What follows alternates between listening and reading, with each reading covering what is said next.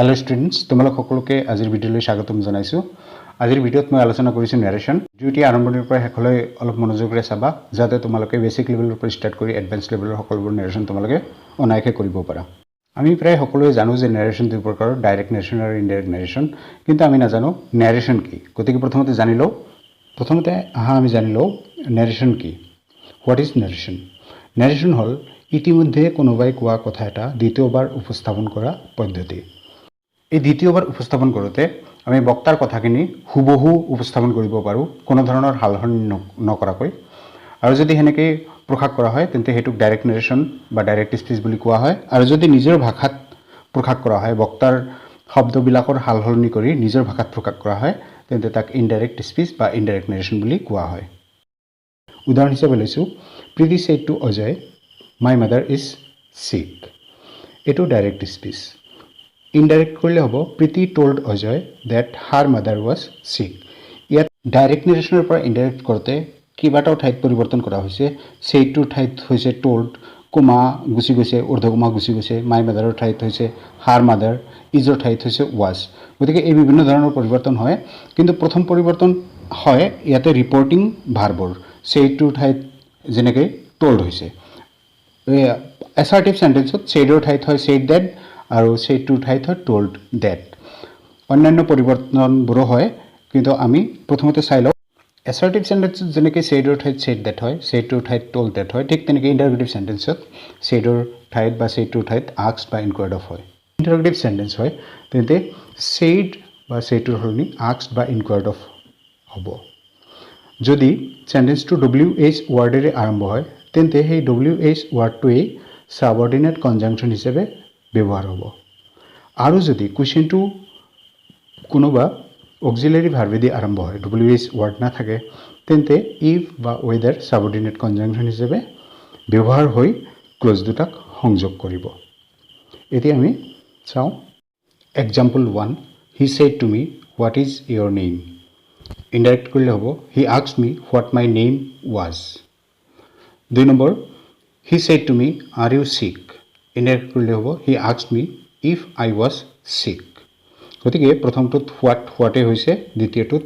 If ব্যৱহাৰ কৰা হৈছে। ইণ্টাৰগেটিভ সেন্টেন্স ইনডাইৰেক্টলৈ নিয়াৰ পিছত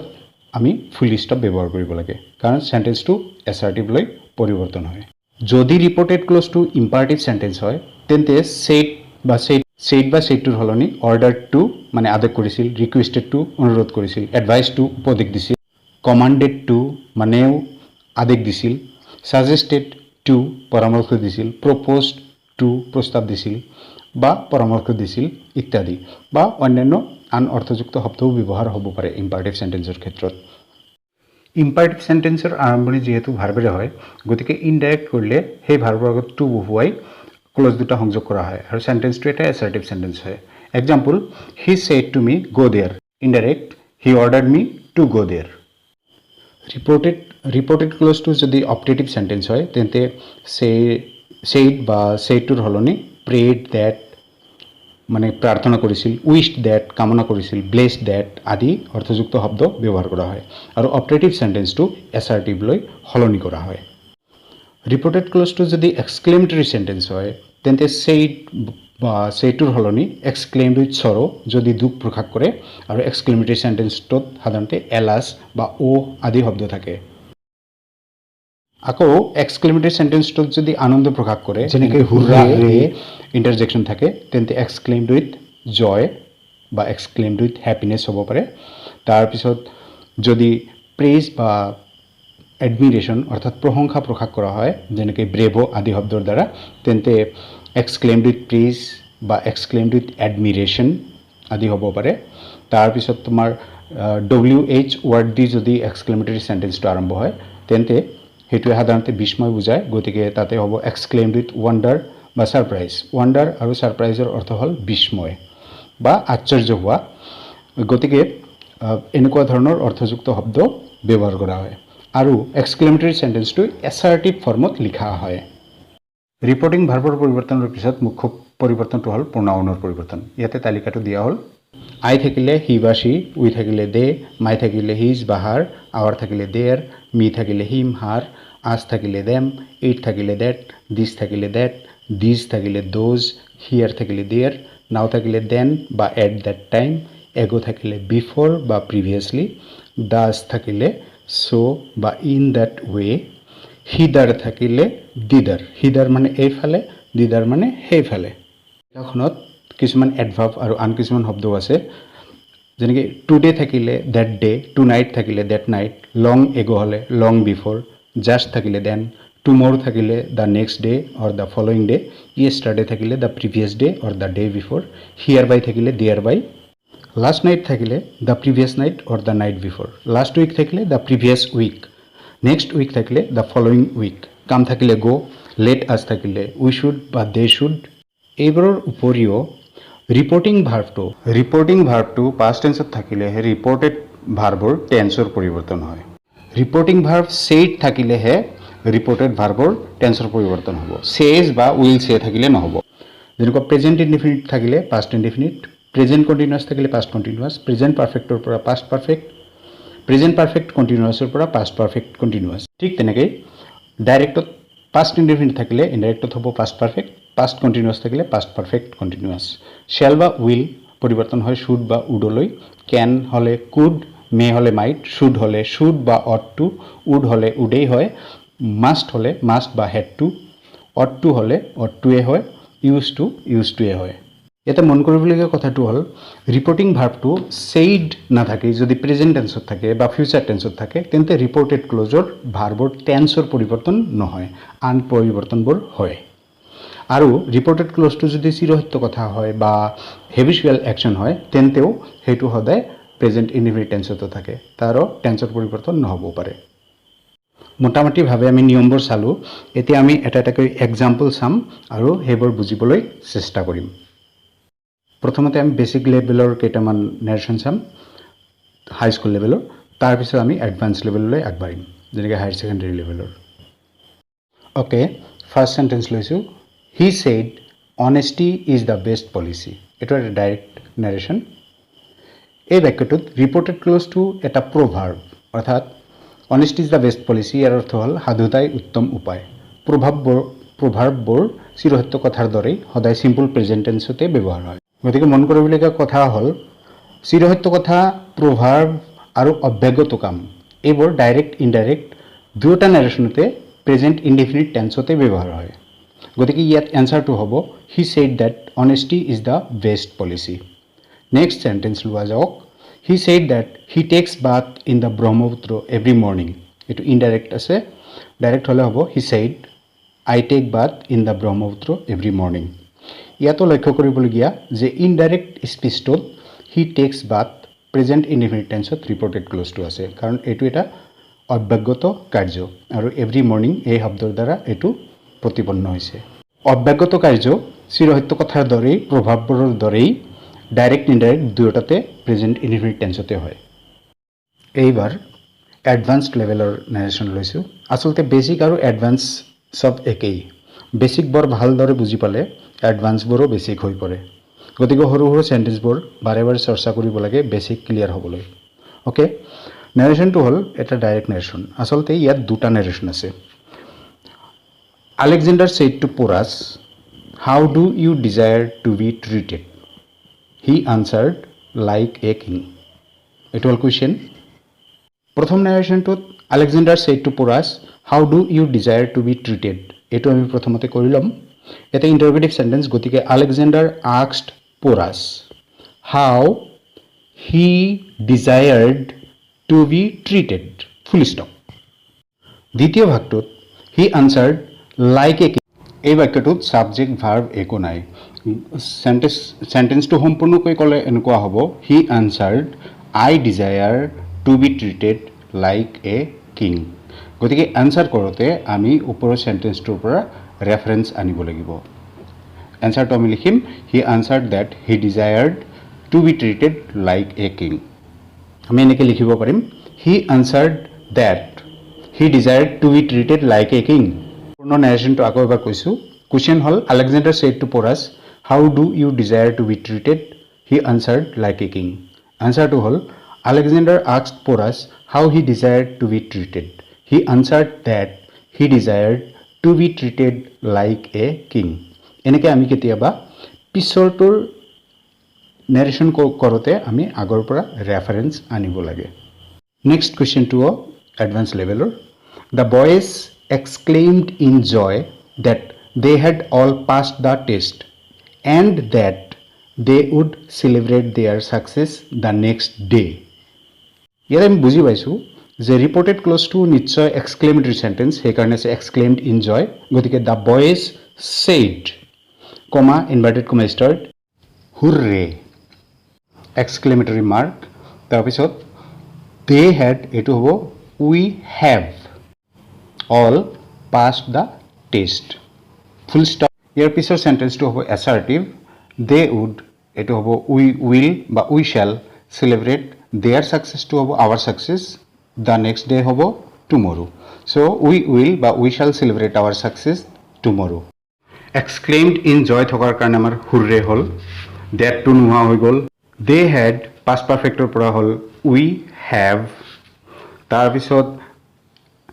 টেষ্টৰ পিছত এটা ফুল ষ্টপ হ'ল দে উড এইটোৰ ঠাইত হ'ল উই শ্বেল বা উই উইল দেয়াৰ ছাকচেছৰ পৰা হ'ল আৱাৰ ছাকচেছ দ্য নেক্সট ডেৰ পৰা হ'ল tomorrow full stop inverted comma close কুৱেশ্যনটো আৰু এবাৰ কৈ দিছোঁ the boys exclaimed in joy that they had all pass the test and that they would celebrate their success the next day আনচাৰটো হ'ল the boys said hurrah we have all pass the test we will celebrate our success tomorrow আশা কৰোঁ তোমালোকে এই নেৰেশ্যনটো বুজি পাইছা এতিয়া আমি নেক্সট কুৱেশ্যন লৈ নেক্সট কুৱেশ্যনটো এটা ডাইৰেক্ট নেৰেশ্যন ইয়াতে আছে she said comma inverted comma start the water is boiling আনচাৰটো হ'ব simple she said that the water was boiling assertive sentence গতিকে ডেট কনজাংশ্যন হৈছে আৰু ইজ বইলিং প্ৰেজেণ্ট কণ্টিনিউছৰ পৰা ৱাজ বইলিং পাষ্ট কণ্টিনিউছ হৈছে নেক্সট কুৱেশ্যনটো Meera said that her mother had been suffering from fever এইটো এছাৰ্টিভ চেণ্টেন্স ইয়াতে Meera said comma inverted comma start হ'ব হাৰ মাদাৰটো হ'ব my mother had been suffering এইটো পাষ্ট পাৰফেক্ট কণ্টিনিউছ টেন্সত আছে গতিকে ডাইৰেক্ট কৰিলে আমি have been suffering my mother has been suffering নাইবা ৱাজ ছাফাৰিঙো লিখিব পাৰিম কাৰণ প্ৰেজেণ্ট পাৰফেক্ট কণ্টিনিউছৰ পৰাও পাষ্ট পাৰফেক্ট কণ্টিনিউছ হয় নাইবা পাষ্ট কণ্টিনিউছৰ পৰাও পাষ্ট পাৰফেক্ট কণ্টিনিউছ হয় গতিকে এনচাৰটো হ'ব Meera said my mother has been suffering from fever বা Meera said my mother was suffering from fever next কুৱেশ্যনটো এটা imperative sentence mother said to me don't tell a লাই অৰ্থ হ'ল মাই মোক কৈছিল মিছা কথা নক'বা এইটো উপদেশ এটা নহয় জানো এডভাইচ গতিকে আমি ক'ম মাদাৰ এডভাইচ মি ডোণ্ট থাকিলে হ'ব নট টু টেল এ লাই গতিকে কুৱেশ্যনটো হ'ল mother said to me don't tell a lie answer হ'ব mother advised me not to tell a lie next কুৱেশ্যনটো ইনডাইৰেক্টত আছে he told her not to disturb him এইটো হ'ব he said to her comma not to আছে গতিকে don't inverted comma start don't disturb me আকৌ কৈছোঁ কুৱেশ্যনটো হ'ল he told her not to disturb him answer হ'ব he said to her comma inverted comma start don't disturb me full stop inverted comma close ডাইৰেক্টত don't থাকিলে ইনডাইৰেক্টত হয় not to গতিকে ইনডাইৰেক্টত নট টু আছে ডাইৰেক্টত হ'ব ডোণ্ট চেণ্টেন্সটো ইম্পাৰেটিভ চেণ্টেন্স গতিকে ইয়াতে ছাবজেক্ট একো নাই টু দি পেলাই ৰিপৰ্টিং ক্ল'জ আৰু ৰিপৰ্টেড ক্ল'জক সংযোগ কৰা হৈছে নেক্সট চেণ্টেন্সটো এটা ইণ্টাৰেষ্টিং চেণ্টেন্স ইয়াতে inverted comma start what a beautiful building exclamatory mark inverted comma close he said চেণ্টেন্সটো এক্সক্লেমেটৰী চেণ্টেন্স কিন্তু ইণ্টাৰেষ্টিং পাৰ্টটো হ'ল ইয়াতে যিটো reporting clause he said speaker হ'ল হি ছেইড ৰিপৰ্টিং ভাৰ্ব এইটো চেণ্টেন্সৰ শেষত আছে গতিকে ইয়াতে এটা কথা ক'ব পাৰোঁ যে ৰিপৰ্টিং যিটো ক্ল'জ সেইটো চেণ্টেন্সৰ আৰম্ভণিত থাকিব লাগিব বুলি কোনো কথা নাই এইটো শেষতো থাকিব পাৰে নাইবা কেতিয়াবা ডাঙৰ চেণ্টেন্সৰ মাজতো সোমাই দিয়ে কিন্তু ইনডাইৰেক্ট চেণ্টেন্স কৰোঁতে আমি এটা কথা মনত ৰাখিব লাগিব যে এই ৰিপৰ্টিং ক্ল'জটো আমি প্ৰথমতে লিখি ল'ব লাগিব আৰু ইণ্টাৰেষ্টিং কথা হ'ল হোৱাট এ বিউটিফুল বিল্ডিং ইয়াতে কিন্তু কোনো ছাবজেক্ট ভাৰ্ব একোৱে নাই হোৱাট এ বিউটিফুল বিল্ডিং ইয়াতে কোনো ছাবজেক্ট নাই কোনো ভাৰ্ব নাই কিন্তু আমি যেতিয়া ইনডাইৰেক্ট কৰিম তেতিয়া ছাবজেক্ট ভাৰ্ব আমি বনাই ল'ব লাগিব গতিকে আমি এনেকৈ ক'ব পাৰিম he exclaimed with wonder or surprise that the building was very beautiful so' what a beautiful how beautiful এই হোৱাট হাউ এইবিলাক শব্দ থাকিলে এছাৰ্টিভত গৈ সেইবিলাক হয় ভেৰি তাৰপিছত এডজেক্টিভটো হয় ইয়াতে আছে what a beautiful building so ইয়াতে হ'ব the building was very beautiful সেন্টেন্সটো আকৌ এবাৰ কৈছোঁ হোৱাট এ বিউটিফুল বিল্ডিং কি ধুনীয়া বিল্ডিং হি সেড তেওঁ কৈছিল ইনডাইৰেক্ট কৰিলে হ'ব হি এক্সক্লেইমড উইথ ৱাণ্ডাৰ তেওঁ বিস্মিত হৈ বিস্ময় প্ৰকাশ কৰিছিল যে the building was very beautiful যে বিল্ডিংটো বৰ সুন্দৰ আছিল এক্সক্লেইমড উইথ ৱাণ্ডাৰৰ ঠাইত এক্সক্লেইমড উইথ ছাৰপ্ৰাইজো লিখিব পাৰিবা এনচাৰটো কাৰেক্ট হ'ব ইয়াতে তোমালোকক এক্সক্লেমেটৰী সেন্টেন্স আৰু এছাৰ্টিভ সেন্টেন্সৰ এটা গোপন বুজাবুজি গোপন সূত্ৰ এটা কথা কৈছোঁ এক্সক্লেমেটৰী সেন্টেন্সত থকা হোৱাট হাউ আৰু এডজেক্টিভ এটো এছাৰ্টিভ সেন্টেন্সত গৈ ভেৰি প্লাছ এডজেক্টিভ হয় এডজেক্টিভ হল বিশেষণ অৰ্থাৎ গুণাগুণ বুজোৱা শব্দ যেনেকৈ beautiful ugly lovely nice etcetera how beautiful how nice how lovely এইবিলাক আৰু হেতু এছাৰ্টিভ ফৰ্মত হ'ব very beautiful very lovely very ugly very nice etcetera কথাখিনি সহজ কৰিবলৈ আৰু কেইটামান এক্সক্লেমেটৰী সেন্টেন্সক এছাৰ্টিভ কৰিছোঁ how nice the man is এটো এছাৰ্টিভ কৰিলে হ'ব the man is very nice How beautiful the scenery is. Assertive korle hobo the scenery is very beautiful. How cute the baby is. Exclamatory assertive korle the baby is very cute. How hard the question is. Assertive korle hobo the question is very hard. How easy the question is. Assertive korle hobo the question is very easy. Indirect korote exclaimed with how what এইবিলাক থাকিলে exclaimed with wonder বা exclaimed with surprise আৰু alas থাকিলে তেতিয়া হয় exclaimed with সৰো তাৰপিছত হুৰে থাকিলে exclaimed with joy কথাখিনি ৰিভাইজ কৰি দিলোঁ আৰু এক্সক্লেমেটৰী সেন্টেন্সটো এছাৰ্টিভ সেন্টেন্সলৈ সলনি হয় দ্যাট কনজাংচন এটা লগাব লাগে আৰু সেন্টেন্সৰ শেষত ফুল ষ্টপ হয় ইনডাইৰেক্ট আমি নেক্সট কুৱেশ্যনলৈ আহিছোঁ Reena said to the boy what is the matter why are you crying be cheerful ইয়াতে প্ৰথম দুটা বাক্য আছে ইণ্টাৰগেটিভ গতিকে আনসাৰত আস্কড হ'ব Reena asked the boy what the matter was and why he was crying and reply দুটা ইণ্টাৰগেটিভ সেন্টেন্স যোগ কৰি দিয়া হ'ল আৰু শেষৰখিনিত আছে বি চিয়াৰফুল এইটো নিশ্চয় এডভাইচ দিছে বা ছাজেশ্যন দিছে বা কৈছে বুলিও ক'ব পাৰি এইখিনিত আমি লিখিব পাৰিম শ্বি অলছ' ট'ল্ড বা শ্বি advised him to be cheerful. She told him to be cheerful or she advised him to be cheerful. ইয়াতে আমি ৰিপৰ্টিং ক্লজ সেইটো ৰিপিট কৰিলোঁ ইয়াতে told ইউজ কৰিলোঁ বা তোমাৰ suggested ইউজ কৰিব পাৰিম বা advised ইউজ কৰিব পাৰিম গতিকে she advised him বা she also advised him বা she also told him to be cheerful এনেকৈ আমি লিখিব পাৰিম নেক্সট কুৱেশ্যনটো ইনডাইৰেক্টত আছে the customer inquired if he could get a garden roller in that shop the assistant respectfully replied that he would get it in the hardware department ইয়াতে দুটা ভাগ আছে দুটা নাৰেশ্যন আছে প্ৰথম ভাগটোত দ্য কাষ্টমাৰ ইনকুৱাৰ্ড ইফ গতিকে ইয়াতে দ্য কাষ্টমাৰ said তাৰপিছত আছে if he could গতিকে can I get a garden roller in this shop question mark inverted comma close পাৰ্টত আছে reporting close to Blake the assistant respectfully replied ইয়াতে আমি লিখিব পাৰিম the assistant said বা the assistant replied কমা দি পেলাই inverted কমা respect প্ৰকাশ কৰাৰ কাৰণে আমি এটা ৱৰ্ড ইউজ কৰিব পাৰিম সেইটো হ'ল ছাৰ তাৰপিছত আছে that he would get it in the hardware department গতিকে এইটো assertive sentence sir you will get it in the hardware department full stop inverted comma close ইয়াতে আমি ছাৰ ৱৰ্ডটো ইউজ কৰিছোঁ ৰেছপেক্ট বুজোৱাৰ কাৰণে ছাৰ ৱৰ্ডটো কেতিয়াবা পলাইটনেছ বুজোৱাৰ কাৰণেও ইউজ কৰা হয় Next question to a direct speech. The speaker said, I thank you, ladies and gentlemen, for giving me a kind hearing. When I arrived here yesterday, I did not believe that I might meet so large a gathering. Narration to dekhat bahut dangor boli bhoy koribo nalage. ইয়াতে দুটা sentence আছে দুটা সেন্টেন্সই এসার্টিভ গতিকে আমি সহজেই কৰিব পাৰিম এতিয়া চোৱা ইনভাৰ্টেড কমাৰ ভিতৰত আছে I thank you ladies and gentlemen এইখিনিক আমি এনেকৈ কৰিব পাৰিম the speaker thanked the ladies and gentlemen for giving him a kind hearing.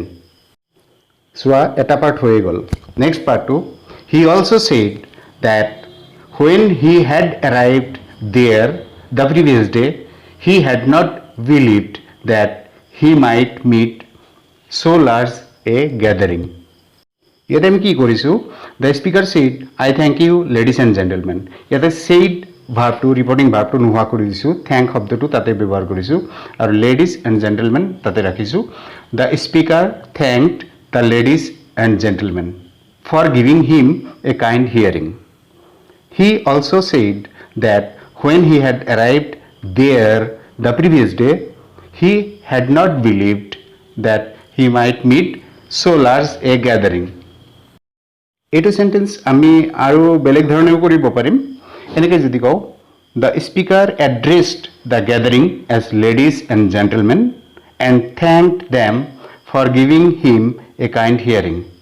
He also' said that when he had arrived there the previous day he had not believed that he might meet so large a gathering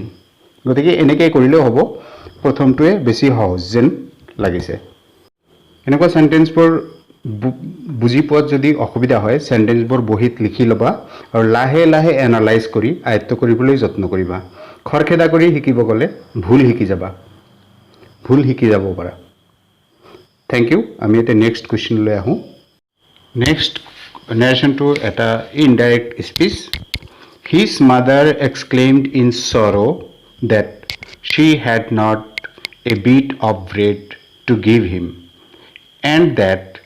he had eaten up all the provisions that she had in the house the previous day. It is exclaimed in sorrow ase gotike etu exclamatory sentence ami alas ba oh ব্যবহার কৰিব পাৰিম she had not that means I have not এনেকৈ লিখিব পাৰিম তাৰ পিছত আৰু change কৰিব লাগিব to give him এটো হ'ব to give you তাৰ পিছত আছে and that ইয়াতে এটা ফুল স্টপ হ'ব আৰু নেক্সট সেন্টেন্সটো স্টাৰ্ট হ'ব ইয়াতে আছে he had eaten up ইয়াতে হ'ব you ate up all the provisions that ইয়াতে আছে she had এটো হ'ব I had in the house the previous day এটো হ'ব yesterday কোনোবাই হয়তো ক'ব পাৰে যে আই হ্যাভ নট এটো ভুল নহয়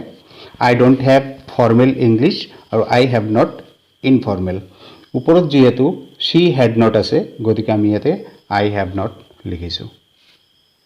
আমি নেক্সট কুৱেশ্যনলৈ আহিছোঁ এটা direct narration the boy said to the teacher sir I am weak in English and seek your advice read the text thoroughly and try to express your ideas in simple correct English said the teacher ইয়াতে indirect কৰোঁতে আমি sir শব্দটোৰ কাৰণে আমি ব্যৱহাৰ কৰিম the boy told the teacher politely that he was weak in English and sought his advice next part 2 the teacher advised him to read the text thoroughly and to try to express his ideas in simple correct English পিছৰ পাৰ্টটো এটো imperative sentence আৰু ইয়াতে টিচাৰে advice দিছে তি imperative সেন্টেন্সত আমি জানো মূল ভাৰ্বৰ আগত টু ব্যৱহাৰ কৰিব লাগে গতিকে the teacher advised him to read the text thoroughly and to try ইয়াতে ট্ৰাইৰ আগত আৰু এটা টু লাগিব এটো মানে ইম্পাৰেটিভ হিচাপে ব্যৱহাৰ হৈছে to try to express his ideas in simple correct English next question to এটা indirect narration my friend told me that he was very thirsty and requested me to give him a glass of water ইয়াতে দুটা sentence আছে প্ৰথমটো assertive হেকাৰণ told হৈছে আৰু পিছৰটো imperative য'ত request কৰিছে সেইকাৰণে ইয়াতে ৰিকুৱেষ্টেড আছে গতিকে আমি এনেকৈ লিখি প্ৰথম ভাগটো my friend said to me comma inverted comma start I am very thirsty full stop তাৰ পিছৰখিনি please give me a glass of water full stop inverted comma close মৰমৰ ছাত্ৰ ছাত্ৰীসকল ভিডিঅ'টি ইতিমধ্যে বহুত দীঘলীয়া হৈছে ভিডিঅ'টি শেষ কৰাৰ আগত আমি আজি কি কি শিকিলোঁ তাক এবাৰ দোহাৰিছোঁ প্ৰথম শিকিলোঁ নেৰেশ্যন কি নেৰেশ্যন হ'ল ইতিমধ্যে কোনোবাই কোৱা কথা এটা বক্তাজনৰ উল্লেখ কৰি পুনৰাই উপস্থাপন কৰা প্ৰক্ৰিয়া বা পদ্ধতি বক্তাৰ কথাখিনি হুবহু উপস্থাপন কৰিলে তাক ডাইৰেক্ট নেৰেশ্যন আৰু কথাখিনি নিজৰ ভাষাত প্ৰকাশ কৰিলে তাকে ইনডাইৰেক্ট নেৰেশ্যন বুলি কোৱা হয় ডাইৰেক্ট নেৰেশ্যনৰ পৰা ইনডাইৰেক্ট নেৰেশ্যন কৰোঁতে আমি ৰিপৰ্টেড ক্লজৰ চেণ্টেন্সৰ প্ৰকাৰ অনুসৰি ছেড বা ছেডটোত পৰিৱৰ্তন কৰোঁ আৰু প্ৰত্যেকবিধ চেণ্টেন্সকে ইনডাইৰেক্টত এছাৰ্টিভ ৰূপত লিখা হয় এছাৰ্টিভ চেণ্টেন্সৰ ক্ষেত্ৰত ডেট কনজাংশ্যনৰ ব্যৱহাৰ কৰা হয় ইণ্টাৰগেটিভ চেণ্টেন্সত WH ৱাৰ্ড থাকিলে WH ৱাৰ্ডেই কনজাংশ্যন হিচাপে ব্যৱহাৰ হয় আৰু নাথাকিলে ইফ বা ৱেদাৰ কনজাংশ্যন হিচাপে ব্যৱহাৰ কৰা হয় আৰু চেণ্টেন্সৰ শেষত ফুল ষ্টপ হয় ইম্পাৰেটিভ চেণ্টেন্সত মূল ভাৰ্বৰ আগত টু বহুৱাই ক্লজ দুটাক যোগ কৰা হয় ইম্পাৰেটিভ চেণ্টেন্সত লেটাছ থাকিলে ছাজেষ্টেড বা প্ৰপ'জড তোৰ পিছত ডেট কনজাংশ্যন আৰু লেটাছৰ সলনি উই শুড বা দে শুড ব্যৱহাৰ কৰা হয় অপটেটিভ চেণ্টেন্সতো ডেট কনজাংশ্যন ব্যৱহাৰ কৰা হয় আৰু অপাৰেটিভ চেণ্টেন্সটো এছাৰ্টিভলৈ পৰিৱৰ্তন কৰা হয় ঠিক তেনেকৈ এক্সক্লেমেটৰী চেণ্টেন্সতো ডেট কনজাংশ্যন ব্যৱহাৰ কৰা হয় আৰু এক্সক্লেমেটৰী চেণ্টেন্সটোও এছাৰ্টিভ ফৰ্মত লিখা হয় কিছুমান অপটেটিভ চেণ্টেন্সত অৱশ্যে মূল শব্দটোকে ৰিপৰ্টিং ভাৰ্বৰ ঠাইত ব্যৱহাৰ কৰি ইনডাইৰেক্ট নেৰেশ্যন কৰা হয় উদাহৰণ হিচাপে ধৰি লোৱা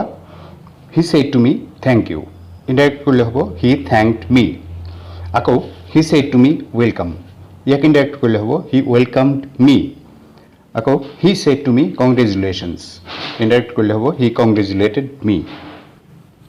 ঠিক একেদৰে ইম্পাৰেটিভ চেণ্টেন্সত ড'ন্ট থকা বাক্যত নিশ্চয় নিষেধ কৰা বুজায় তেনে ক্ষেত্ৰত আমি ইনডাইৰেক্টত অৰ্ডাৰ্ড বা এডভাইজডৰ সলনি ফৰবেড যাৰ অৰ্থ নিষেধ কৰিছিল ব্যৱহাৰ কৰিব পাৰোঁ আৰু নট টুৰ ঠাইত টু ব্যৱহাৰ কৰিব পাৰোঁ example mother said to me don't গ' আউট নাও ইয়াত মাদাৰ এডভাইজড বা অৰ্ডাৰ্ড মি নট টু গ' আউট দেন